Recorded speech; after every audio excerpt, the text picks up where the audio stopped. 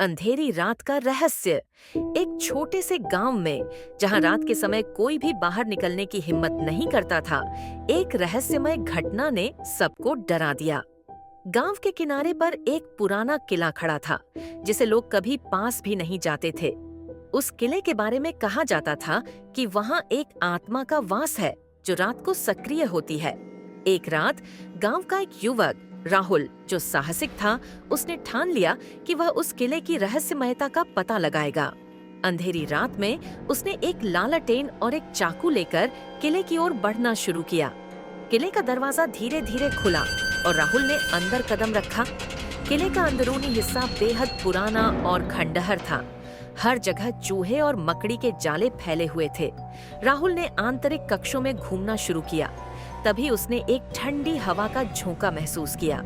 अचानक उसे एक सर्द और सुनाई देने वाली आवाज सुनाई दी। मुझे छोड़ दो। राहुल ने उस आवाज को अनसुना कर दिया और अपनी खोज जारी रखी। लेकिन हर कदम पर वह आवाज धीरे धीरे अधिक स्पष्ट होती गई। वह एक कमरे में पहुंचा, जहां एक पुरानी पेंटिंग लटक रही थी। पेंटिंग में एक महिला का चेहरा था, जिसकी आंखें जैसे राहुल को घूर रही थीं। तभी पेंटिंग में से एक हाथ बाहर आया और राहुल के कंधे को छू लिया। वह घबराकर पलटा और देखा कि वहां कोई नहीं था। राहुल ने तुरंत वहां से बाहर निकलने की कोशिश की, लेकिन दरवाजा अचानक बंद हो गया।